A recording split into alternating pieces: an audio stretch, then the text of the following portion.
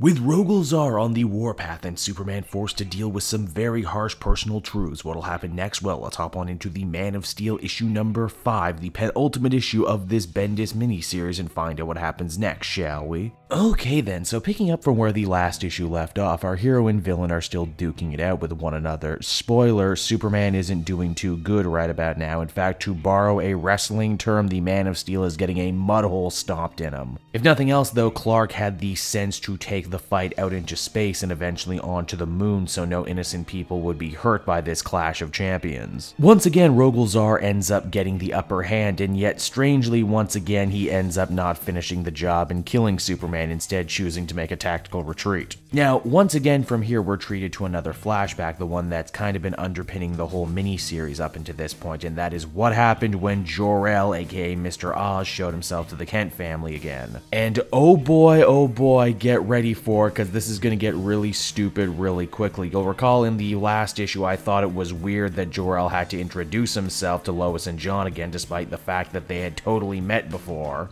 But now he basically more or less reiterates the plan that he had for Jon back during the Oz effect, and that is he can't trust his parents to raise him, that he needs to know more about his culture and the Kryptonian ways, and that Jor-El wants to take him away and show him the galaxy. Despite the fact that if you paid attention to the Jurgens Tomasi era, that is literally what Superman was doing with his own kid. Bendis really only read the Cliff Notes versions of those stories, didn't he? Oh, but they saved the biggest insult for last. Jon actually decides to go with evil Grandpa, against his mother's wishes and utterly breaking his father's heart. Wow, all of this just so you don't have to write Superboy, huh? If that feels like that's completely contrary to everything we know about Jonathan Kent as a character, you would be 100% correct. Now, back in the present and in Metropolis, the city is still reeling from Rogol and Superman's original fight. Worse still, that strange arsonist is still on the loose, and with Superman beaten up on the moon, there's no one to deal with this problem. Well, actually, there's too many people to deal with this problem. There's Melody Moore, the new fire chief, as well as Supergirl working through her anger issues, and indeed even the entire Justice League shows up to help out, considering that Superman is MIA, and whenever that happens, it's a really bad sign. Luckily, Kara is able to pull him off the moon so that they can nurse him back to health. Needless to say, Clark is pretty shook what with everything that's happened to him in the last 48 hours. This also gives Bendis a chance to write the other members of the Justice League and hammer home just how deadly, dangerous, and super awesome Rogol Zaar is as a new villain. In fact, the only clue Zaar left behind at all at the scene of his last beating of Superman is a strange drawing, a circle with a lightning bolt in it. Wait a minute, no, that's a planet being cracked open. And here I thought he was just a big Flash fan. Superman thankfully works a lot quicker than I do and surmises that Zaar's plan was to not kill him outright, but instead destroy the entire planet that has become a surrogate home to so many Kryptonians. And to do this, well, he's going to repeat what he did on Krypton, tunnel all the way down to the Earth's core, which is a power he totally has, and blow the whole thing up from the inside out, unless that is Superman can stop him. And it's right around there that the comic ends. So that was the Man of Steel issue number 5, everyone, and much like the previous issue, what's good about it is a lot harder to talk about when there's all the stuff I didn't like I'm still processing.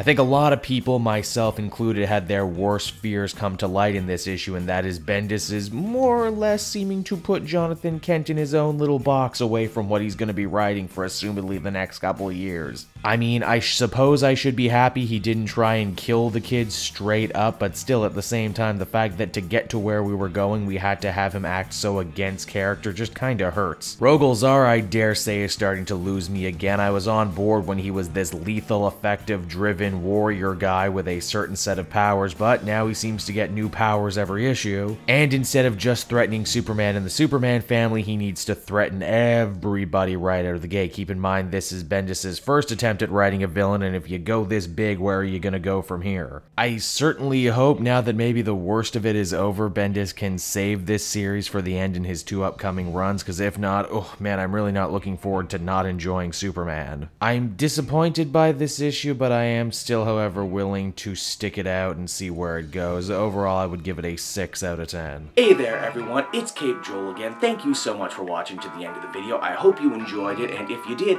why not check out some of these other other videos I've been working on. Then you can follow me on Twitter and Facebook at Cape Joel, so you're always up to speed on what I got coming out next. And hey, if you're feeling in a supportive mood, please check out my Patreon link down in the description. Not only will you get exclusive access to brand new videos and podcasts before anyone else, but you'll be helping me out a great deal for as little as $1 a month. So until next time, everyone, this has been Cape Joel, and I will be back again next time with more great comic content that smacks of greatness. Bye-bye, everyone.